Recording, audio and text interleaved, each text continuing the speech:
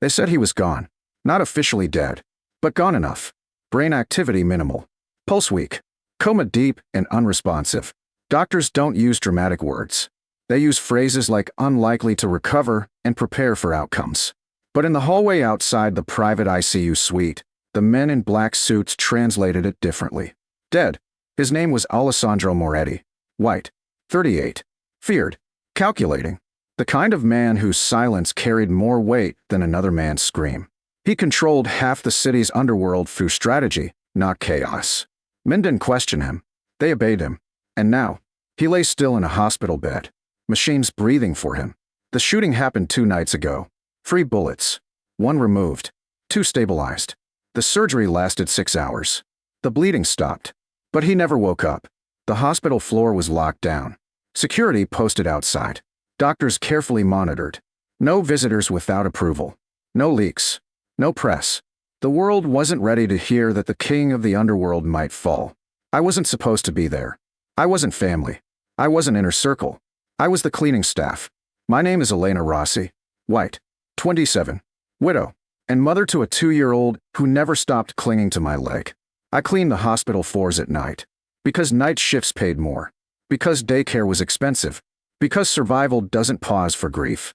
That evening, I didn't know who the VIP patient was. I only knew that the ICU hallway was tense. Men in tailored suits stood like statues. The air felt heavy. Charged. Stay away from that room, one of the nurses whispered to me. High-profile case. I nodded. Of course. I had no interest in high-profile anything. But toddlers don't care about instructions. I had no one to watch my son that night. My neighbor canceled last minute. I couldn't afford to lose the shift. So I brought him with me. Quiet. Sleepy. Wrapped in a small blanket. He behaved at first. Sitting beside my cart. Watching me mop in slow circles. But children are drawn to energy. And the energy outside that ICU room was magnetic. While I cleaned the hallway, my son slipped from my side. I didn't notice immediately. I was focused on avoiding eye contact with men who looked like they'd never known softness. Then I heard it. The small sound of a door creaking open. My heart stopped. The ICU room. I rushed toward it. And froze. One of the guards stood inside, distracted by a call. The door wasn't fully closed. And my son, my tiny, fearless, curious son, had slipped inside. No. I whispered, panic rising. I stepped in quickly, ready to grab him, ready to apologize, ready to be thrown out. But then I saw the man in the bed. Alessandro Moretti. Still. Pale.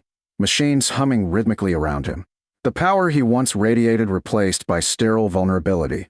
And my son was standing on his tiptoes, small fingers gripping the edge of the hospital bed, staring at the unconscious man with wide, serious eyes. The guard noticed me then. You can't be in here, he snapped. I'm sorry, I said quickly. He slipped. But my son moved before I could finish. He reached up and wrapped his tiny hand around Alessandro's finger.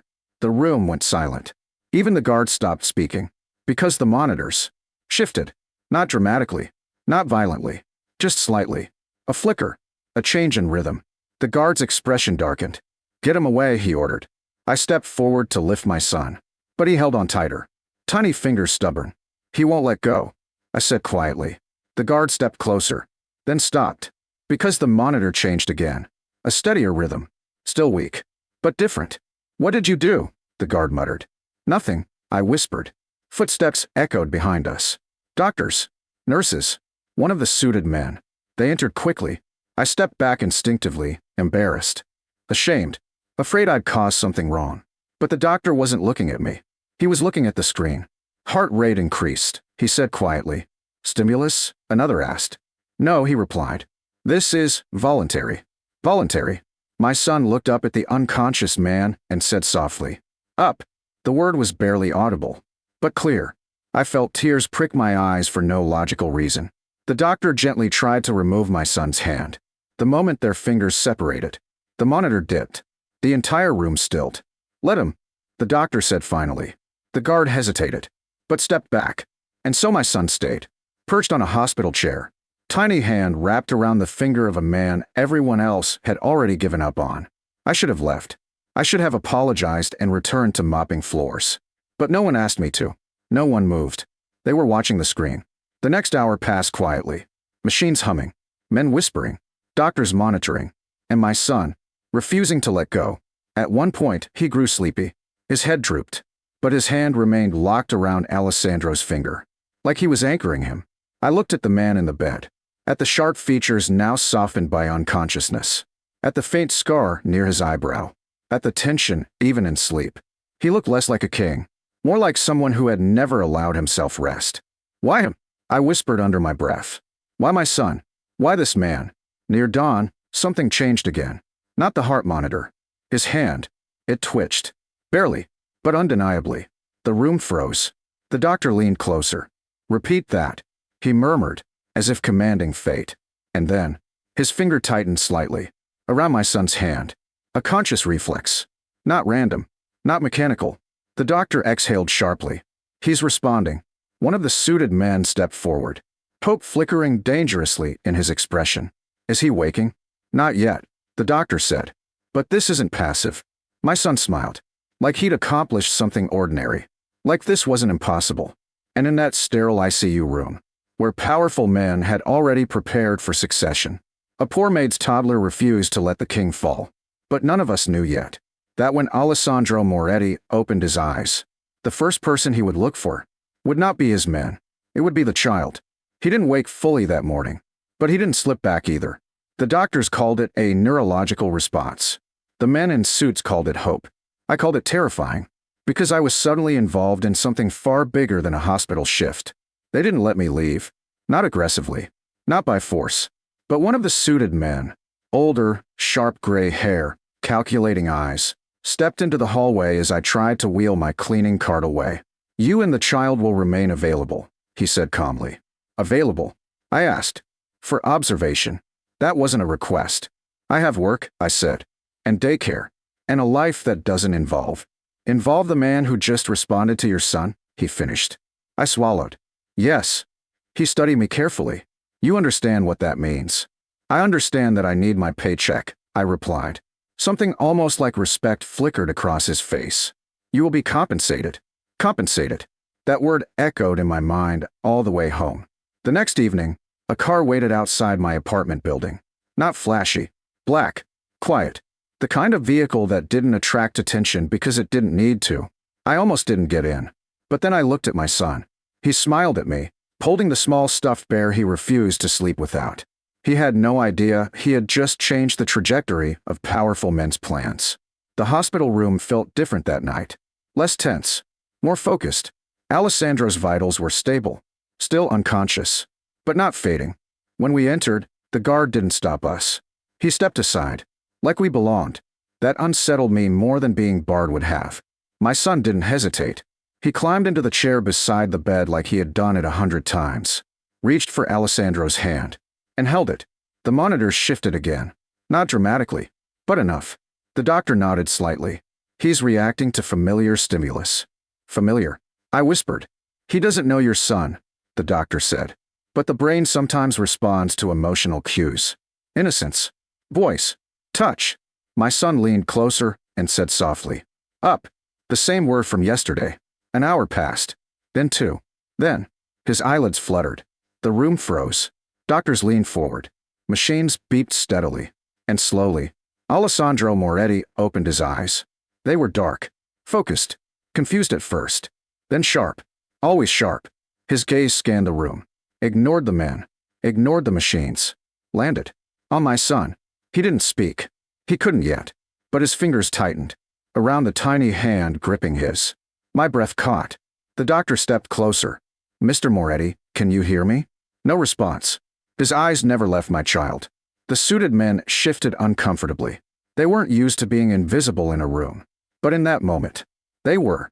Alessandro, the older man said carefully. You're safe. Still nothing. Just that steady, focused gaze at the toddler who refused to fear him. My son smiled. Up, he said again. And something changed in Alessandro's expression. Not recognition. Not confusion. Something softer. Like he was remembering what gravity felt like. The doctors were cautious. No dramatic movement. No emotional declarations. But they couldn't deny it. He was conscious. And he was anchored. The following days were careful. Controlled. Alessandro regained strength slowly. Speech returned. Limited at first. Single words. Short responses. But always. He watched my son. You should keep him away, one of the captains suggested quietly in the hallway. It's weakness, another muttered. The older man silenced them with a look. Without the child, he said calmly, there would be no man to lead you. Silence followed. On the fourth evening, Alessandro spoke directly. His voice was rough. Low. Name. The word was directed at me. Elena, I replied. He studied me carefully, then looked at my son. And him. Matteo. A pause. His gaze shifted back to me. Why? Why what? Why did we come? Why did I allow this? Why did my son hold his hand like he belonged there? You needed someone, I said quietly. That someone is him, he asked. Yes. His eyes narrowed slightly. Assessing. Calculating. But not cold. I owe you, he said eventually. You don't owe me anything, I replied quickly. He looked almost amused. I owe him. The power dynamic in the room had shifted. He was still feared, still respected. But something fundamental had changed. He had been powerless, and a child had bridged him back to life. The press never learned the full story. Official statements described a miraculous recovery. No mention of a maid. No mention of a toddler. That was by design. On the day he was discharged, I expected it to end. I expected the car to stop arriving, the hospital access to close, life to return to normal. Instead, another black car appeared outside my apartment. But this time, Alessandro was inside. Not in a hospital bed. Not weak. Not fragile. Dressed in a tailored charcoal coat. Presence restored. I froze when I opened the door. He looked different standing upright. Larger. More imposing. More dangerous. I came to return something, he said calmly. Return. He held out a small object. Matteo's stuffed bear. My son must have dropped it during one of the nights. Thank you, I said softly. He crouched slightly, so he was eye level with my son. A powerful man lowering himself. On purpose. You held on, he said quietly. Matteo nodded. Serious. Unaware of the weight of what he'd done. Alessandro stood slowly. Looked at me. You work nights, he said. Yes. You won't anymore. My heart skipped. That's not your decision. It is if I remove the need. I don't want charity. It isn't charity. His gaze sharpened slightly. It's correction. Correction for what?